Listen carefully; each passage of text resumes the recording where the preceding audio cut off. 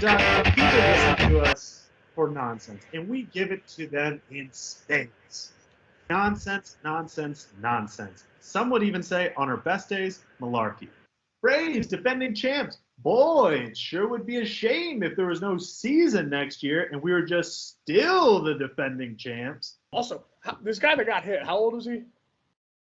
46. What a loser, just sissy man. You just got punched in the face by a 90-year-old man? Come on, dude. I'll bet Doc is like the Sinbad of Ames, Iowa. Oh, because people, I didn't realize, I thought it was just a Doc thing with the corn jokes. Iowa people love corn jokes. Well, you know what they say, knee high by July, baby. I don't know. I mean, I'm sure that's killing in the Midwest right now. I'm sure when that hits their ears, they're like, that Doc, he gets us. Doc, what do I love more than anything? That's right, an angry football team. I prefer to think of Warsaw as like a battle of who's the best saw, right? So you have like a sawzall, you have a skill saw, you have a hacksaw, handsaw. It's just a battle of saws till the death.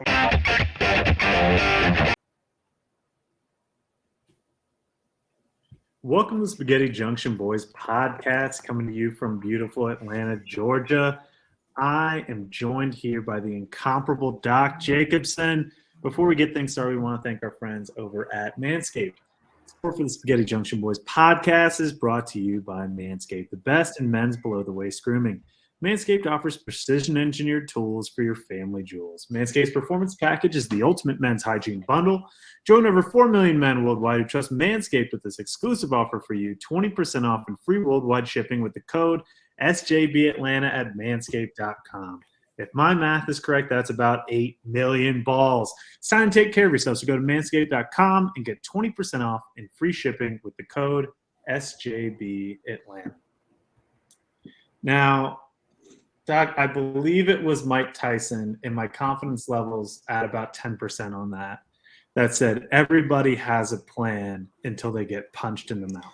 Buddy, your confidence level should have been the inverse, 90%, because that was Mike Tyson. Well, that was probably not the way for me to open it. It's probably when you're a journalist, they tell you don't write the story before you get there.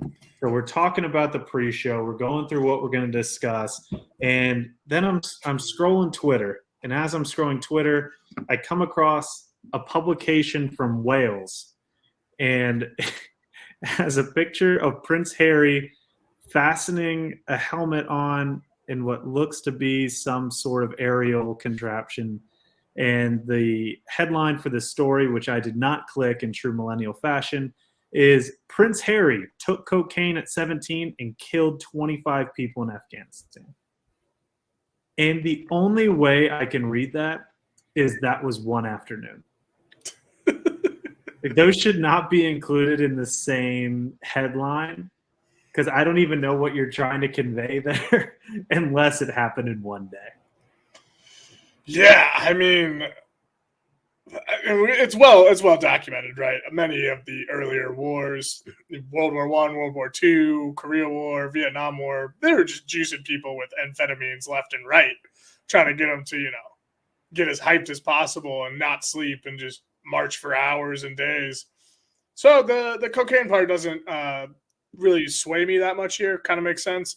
But 25 people, that's a lot of people. I mean, that dude's got some bodies on him. What I'm curious about is where did they get that number from? Because it's not like Call of Duty where you get your stats at the end. Is Prince Harry, is he keeping tabs and then telling someone, he's like, when I was in the desert, killed 25? Or how does he even know? Are these close-up kills? Maybe he killed more, maybe he killed less, maybe some of them survived. I mean, I know with HIPAA laws, you can't go and check on them at the infirmary, Prince Harry. I don't know. I'm a little suspect on the 25. I mean, I'm going to go out on a limb here. I don't want to be too brash here. I'm pretty sure if you kill somebody, you remember it. So just kind of having 25 kills there, isn't that crazy for me. Yes, I understand. How do you know? Were they just injured and then carried off to a medical station? But if you're in the desert and you get shot with a bullet in the leg and you can't move, and the medical station's 6 miles away, you're probably gonna die. So I think a fair estimate. So these are 20. he's rounding up on these. He's like, probably an 80% to die. I'm going to count that one. Yeah. But what about, grenades? Or it looks like he's in a chopper or a plane of some sort. That could lead, you're far away. You don't know how many you got. Maybe you shoot into an encampment. Maybe someone's in a tent. Maybe you killed that person. Maybe you missed someone else. They just hit the deck. I don't know. I don't buy it. And if you're all hopped up on cocaine, Prince Harry, I mean, who knows if you were even in Afghanistan? Someone might have taken you to Glendale, Arizona. You never know. Life might be a simulation. You never know. I do know that if I was killed by Prince Harry, like that would be one of the ways I would least want to go.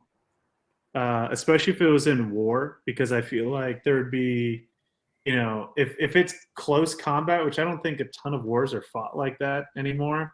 But if I'm just looking over, I'm like, it's kind of hard to tell, but it looks like Prince Harry, and then you die. That's not a great way to go. I just got killed by, this ginger prince who was brought up eating dinner with 11 different kinds of spoons every single night. That's not who I want to kill me. Not at all. The bigger story here is Prince Harry a psychopath? No way in hell did he need to go into the army. I mean, I think he's it's royalty. a requirement for the royals. Is it? Am I? I'm Why? pretty sure. Why? Well, I can't imagine that they get the real, military treatment. Like, I don't think they're getting screamed at by a general. I don't think that they're in, like, the barracks with all the other dudes. I think it's pretty for show because they get a lot of medals and things. I don't know. I don't know enough about that, but I'm pretty sure there's a requirement because I think the William also was in the military at one point. I could be wrong there. It says it is tradition of a very long standing that the sovereign and members of the royal family are intimately associated with the armed forces and have been proud to serve all three branches. So, not a requirement. So they're just crazy. But it's just a bit of a nudge, like, hey, is because I don't know if you know this, the royals go fucking bananas about their traditions. Yeah, they do. I wonder. Their wedding lasted like 31 days. What if he was so hopped up on cocaine that he forgot he was working like a desk job and was just writing like dog tags found? And he's just like, I found 25 of them. He's just like, those are my kills. I don't know. I don't know why it's news that the newsworthy thing is that he killed 25 people, apparently. The newsworthy thing is definitely not that he did cocaine. I mean, listen, isn't he the one that wore the Nazi uniform? Like, I don't know. He was a little unhinged. I'm pretty sure he went as a Nazi one Halloween. And so it's just like, like when one of the Obama girls was like, someone put a picture of her smoking weed at Brown on the internet. It's like, why? I mean, yeah, kids doing drugs. That was at Lala, bro. That was at Lollapalooza. She got busted really? Smoking the weed. Oh yeah. Wasn't she going to Brown? Yeah, she was in college. Do you remember when Emma Watson was at Brown and people had like message board posts tracking where she was? It would be like, Emma alert, she's in the dining hall now. Yeah, that's too much. If you're that famous, you should be able to just like proxy into those college classes, right? Like have somebody carry an iPad around all day for you, just your face. You don't need to be there in person. I think she wanted to have like the college experience, but also you can't really do that once you get really famous, really young. Like if Macaulay Culkin went to college with me, I know I'd be drunk at a party going, hey, Home Alone! Home Alone! Hey, Buzz's girlfriend! Whoa, right? You know.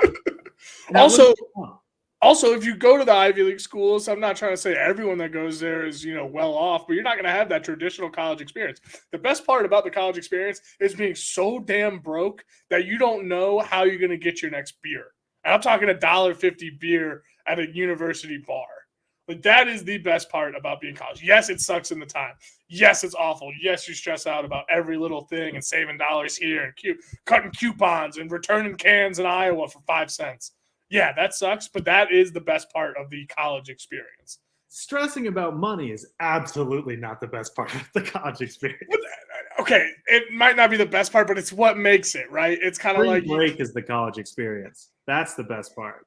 I just think that like Ivy League schools are watered down college experience because you don't have to stress out about that kind of shit. Don't they do like the naked mile at one of them? Or they do it. They did it at Iowa State, bro. They do it everywhere. That's not. I don't know if I want to see that many Midwest. I did it once, and I was like, "Oh, all right, I'm good. Thank you very much." I once had a friend who went to an Ivy League school who was hanging out at the bars with us at UGA. I believe we were freshmen or sophomores. I don't remember what it was, but she was like smiling and looking around, and she says, "It is so cool to see how you state college kids live." And I was like, come on. You forgot how everyone else lived? Yeah, see? Really? Another reason why going to an Ivy League school is bullshit. Yeah, that was. And that's how I'm generalizing here, so whatever. Brown student body alumni come at me. I don't give a fuck. They're all that way. Because they just have that fucking just silver spoon shoved up their ass, that sense of importance. I went to Brown, blah, blah, blah, blah, blah. Fuck off. I went to Iowa State, and I'd probably outsmart you too. Doc, you have something to work through with Ivy Leaguers and that guy in Tennessee who accused you of stealing the ring.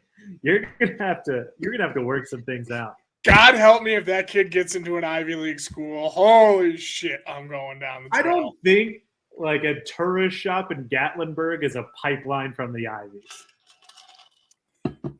It might be. Never know. Gatlinburg is an interesting place. A little different. That guy has definitely said, I've learned everything I need to know from the YouTubes. The YouTubes, yes, he has. And he goes on the line. Yeah. Every day. No, that guy, he learns his history from YouTube. He's like, well, actually, the Great Depression never existed. You're like, oh, no, please don't. I don't know what it is about me, and maybe this is everyone's experience, and I'm just looking at it because I live my own internal monologue. I think there's something about my face that people want to tell me like all of their crazy shit immediately, especially Uber drivers. I get lumped into some of the worst fucking conversations you could possibly have. Like, I'll just be sitting in an Uber and be like, hey, nice weather out. I'll just be like, yeah, I'm glad the cold's over. He's like, yeah, me too. You think that 60% of people are aliens? I'm like, oh, God, why? Why me? I just be like, no, I don't think so. He's like, I think Michael Jordan's an alien. Explain how he's so good at basketball. I don't know. Practice. Like, people unload their crazy on me so fucking fast, and I don't know why. You got crazy eyes, bro. I guess I have crazy ears because they're just like, you want to do this shit.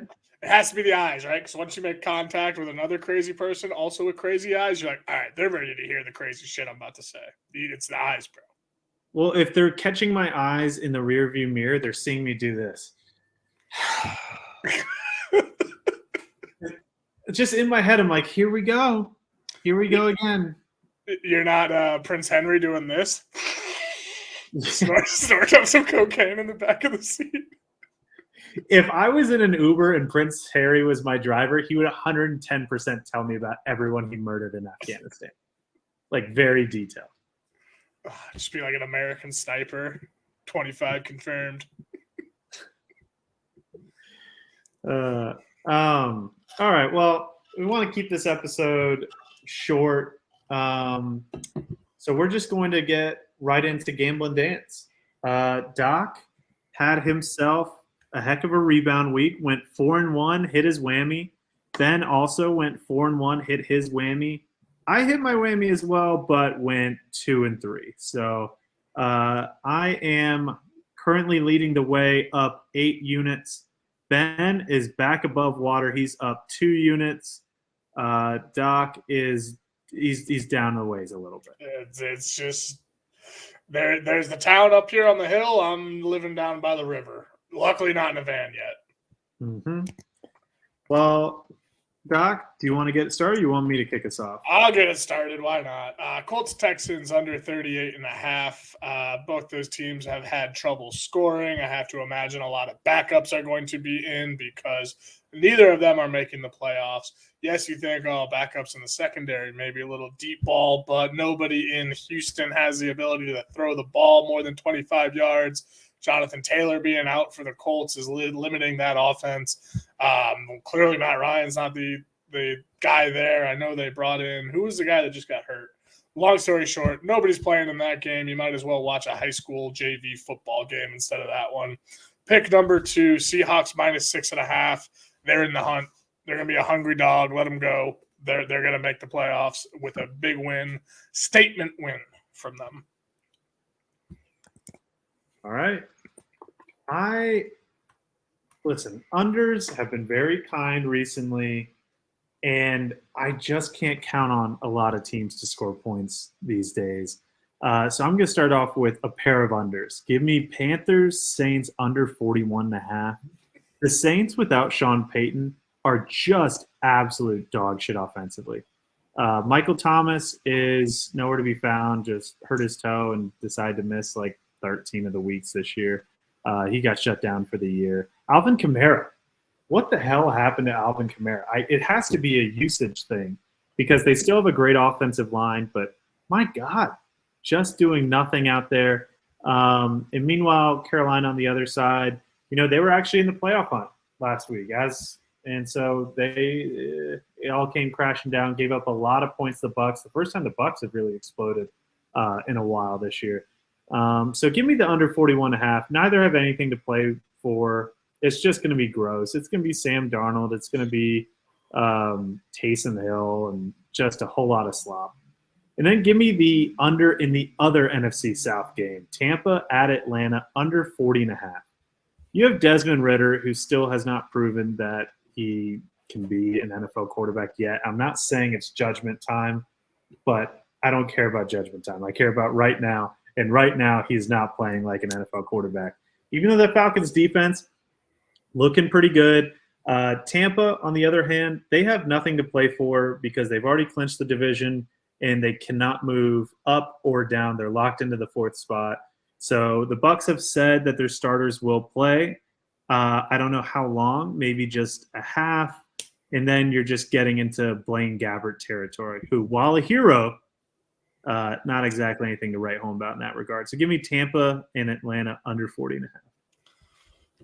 Pick number 3. I'm picking my arch nemesis, but that is okay. It's the Green Bay Packers. They need a win. Are they winning in? I might be talking out of turn here. I know if they win, they're in. Winning in. Aaron Rodgers got a haircut. Looks like a human instead of a bearded bad guy that I won't say his name because it'll probably get us kicked off of YouTube. But anyways, he's back to normal. The ayahuasca is out of his system. He's throwing the football. He's got Alan Lazard looking like an MVP wide receiver. Christian Watson's just all over the place, tearing it up. Give me the Packers -4.5, and I hate being so enthusiastic about it, but no way that the Detroit Lions do anything there. They are dead in the water, I believe. Anyways, pick number 4. Give me your Dolphins. Fins up, ride them, -2. They need a win and in as well, and they're just a high-powered offense, I think. I mean, I know they got Teddy Bridgewater there, and Tua's struggling to get back into the rotation. But I think against the Jets that are pretty much down and out and have nothing to play for, these Dolphins just step up and get a touchdown win right there. My wife had tickets for Bucks Falcons on Sunday and then gave them away to a coworker As I told her, I'm so sorry. I have to watch Jets Dolphins. And that Jets Dolphins game is in all likelihood going to be Skylar Thompson versus Joe Flacco. And it's just going to be ugly. But Oh, Teddy's not playing? Wow, excuse me. Sorry. he has I a did not do broken my finger, research. so the Dolphins signed Mike Glennon to back him up. No, he needs to be retired worse than I don't even know who, than Barry Bonds at the end of his career. Dolphins fans were furious on Twitter about about the Dolphins signing Mike Glennon, to which I said, it's week 18. Who did you want them to sign?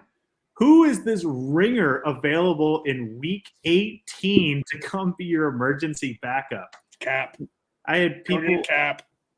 Well, I had thought about that, and then I was like, wait, he's been out of the league for like 4 years. And someone else said RG3. I was like, he's been out of the league for what, 2 years, I think. And he's about to be out of the pregame stuff too. That was some crazy shit that happened to him last week. Ryan Fitzpatrick. It's like, Ryan Fitzpatrick, he's retired. He's just been bundled up in the cold on Amazon Prime Thursday night halftime show. Like, what are we doing? It's like Mike Glennon or Blake Bortles. Who do you want? The boat. Bring in the boat. So I'm gonna go. Speaking of the former Jaguars great, give me the Jags minus 6.5 on Saturday against the Titans. This is a win for the division game, and I'm calling Duval. The Jaguars have looked really explosive lately on offense.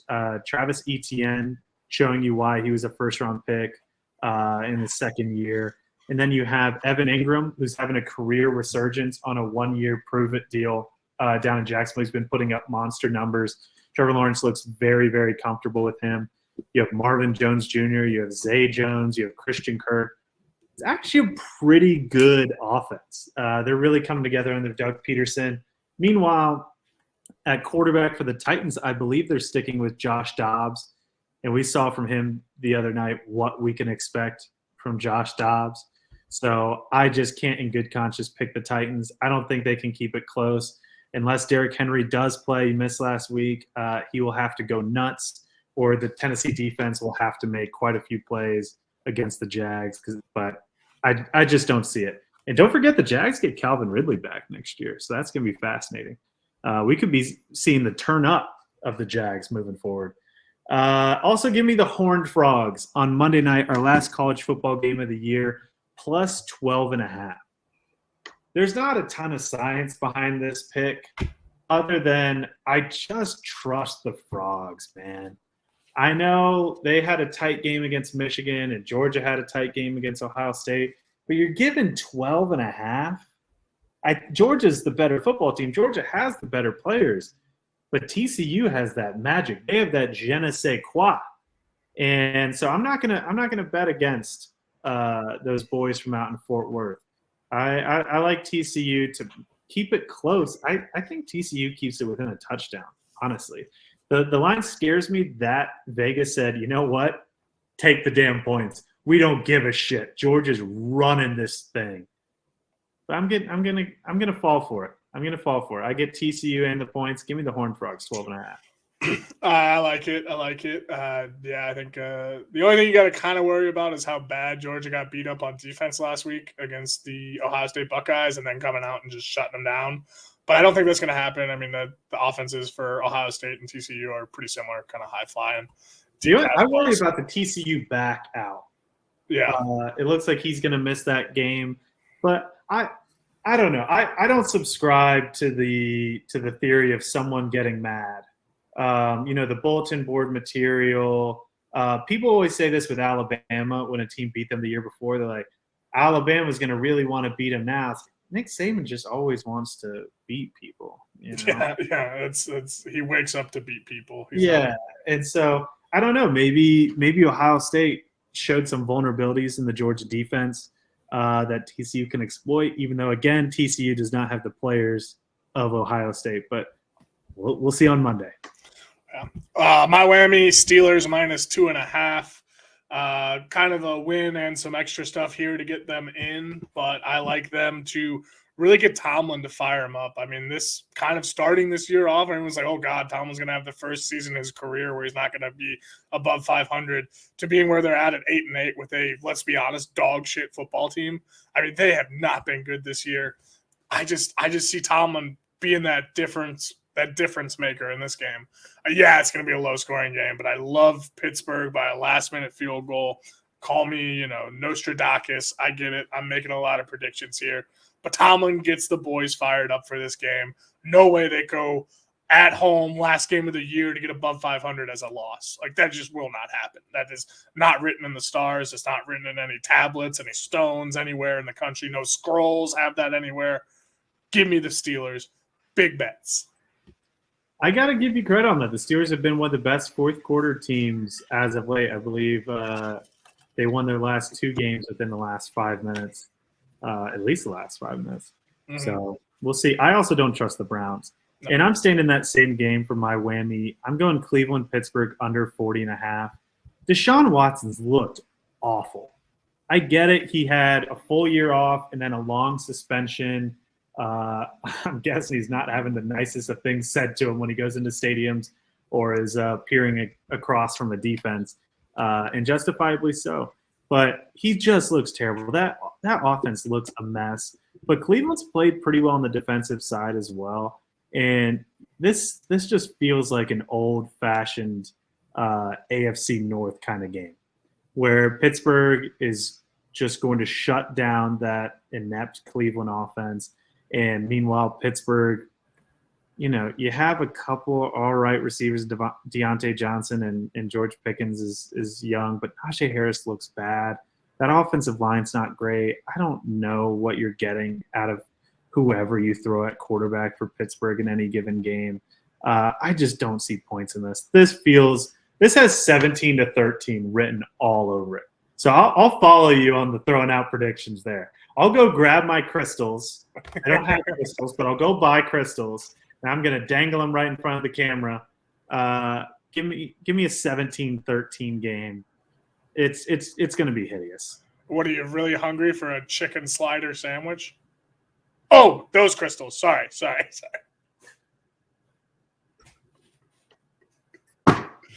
Ending with a bang, just like Yosemite Sam. Thanks everyone for watching and listening. Of course, you can check us out on YouTube if you aren't already. We apologize for the issue with Apple Podcasts. I was going to cast an aspersion, but I'm going to hold it because they're helping us. If you check us out on Spotify as well and on Twitter at SJB Atlanta. Check us out on Instagram at Spaghetti Junction Boys. Doc, anything before we go? Sad day. Football's coming to an end. I love the NFL playoffs, but it just reminds me that we only have 4 or 5 weeks of football left. So, Jesus, Doc, what a vibe that is. Just enjoy it. Just enjoy it. All right, that's all I'm saying. It is the worst because I tell my wife this every year because I get a little bummed out when we get to like the divisional round where I'm doing the math. I'm like, we have 4, 6, 7 football games left. They call it seasonal depressive disorder or whatever, but it's just end of football disorder. Yeah, I don't give a shit what the sky looks like, the gray clouds. People say it's the gray clouds that do it to people and not seeing the sun. No, it's football being gone. But exactly. We got some left. But thanks, everyone, for listening. Enjoy your football. We'll be back next week. Deuces.